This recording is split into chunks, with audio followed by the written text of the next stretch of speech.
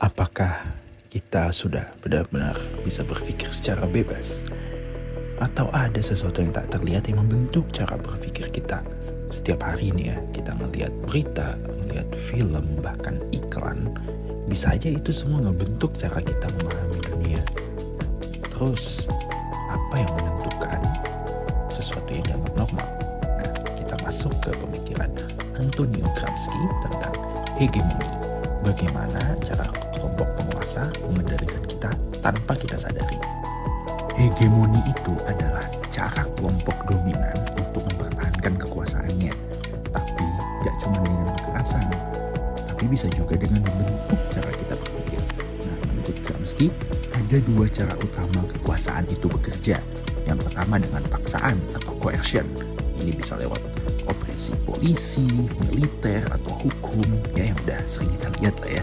Nah, ada juga lewat hegemoni gitu, atau konsep. Nah, ini lewat media, pendidikan, pop culture, atau juga agama gitu ya. Ini lebih ke cara halus untuk membuat kita menerima sistem tanpa kita sadari. Nah, dengan hegemoni, kita tidak merasa dipaksa, tapi sebenarnya kita sudah ada di dalam kekuasaan.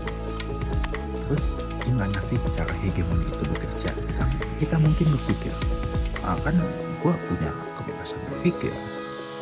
Memang benar. Atau kita cuma ngikutin pola yang udah ditanamkan ke kita sejak kecil. Nih, ada beberapa contoh hegemoni ya yang bisa jadi terjadi dalam hidup kita. Pertama lewat pendidikan. Sekolah ngajarin kita untuk jadi pekerja yang patuh, bukan pemikir yang kritis. Media dan hiburan. Kita diajarkan apa itu standar cantik, standar sukses, dan juga standar benar. Dan juga tentang konsumerisme gitu. Kita percaya bahwa bekerja keraslah untuk membeli lebih banyak barang. Itu adalah satu kunci untuk mendapatkan kebahagiaan. Tanpa kita sadari, kita tumbuh dan menerima sistem ini sebagai sesuatu yang wajar dan juga sebagai mungkin sebuah achievement gitu. Contoh nih ya, kita kasih contoh nyata hegemoni nih di dunia modern. Hegemoni ini memang gak selamanya buruk gitu, tapi bisa aja membuat kita gak sadar kalau di luar sana ada alternatif. Yang pertama soal standar kecantikan. Dulu kita melihat gitu ya, dari dulu dicekokin gitu, terutama untuk bentuk tubuh, warna kulit gitu. Ada standar-standar tertentu yang membuat kita merasa oh ya yang menarik itu yang seperti ini gitu, yang bagus itu yang badannya asing gitu atau kulitnya putih. Nah ini karena media membentuk standar ini. Dan juga lanjut ke pekerjaan karir gitu. Kenapa dianggap normal bekerja dari jam 9 sampai jam 5 sore? Kita diajarin kayak gitu sejak kecil gitu. Kenapa enggak jam 12 sampai jam 8 malam ya kan bisa aja gitu. Nah lanjut lagi pemerintah dan politik gitu. Kenapa kita percaya hanya ada satu cara untuk ngatur masyarakat? Karena ya sistem udah ngajarin itu semua. Nah pertanyaannya, apakah kita memilih ini semua atau sistem yang memilihkan untuk kita?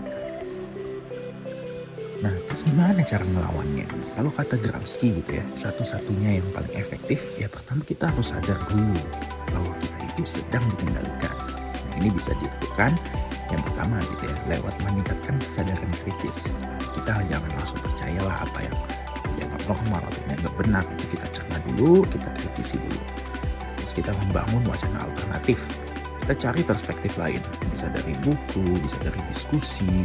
Nah ini kita bisa mencari wacana-wacana lain yang sebenarnya bisa memberikan jalan keluar. Nah, dan juga menolak narasi yang menyesatkan. Jangan mudah terpengaruh deh oleh media atau budaya populer tanpa kita pikirin ulang gitu makna atau pesan yang mereka bawa itu apa. Karena kita bisa memilih cara berpikir kita sendiri. Ya memang kita gak bisa lepas sebenarnya dari sistem, tapi paling gak kita bisa lebih sadar atas pilihan yang kita buat. Nah terus apakah selamanya nih kita bakal hidup dalam hegemoni? Nah ya memang kita hidup dan tumbuh dalam dunia yang sudah dipenuhi dengan berbagai jenis hegemoni. Tapi memang pertanyaannya balik lagi, apakah kita sadar bahwa kita sedang dikendalikan? Atau kita hanya menjalani hidup tanpa pernah mempertanyakan apa yang terjadi? Gimana menurut kalian? Coba share pendapatnya di komentar. Oke, sampai jumpa di episode berikutnya.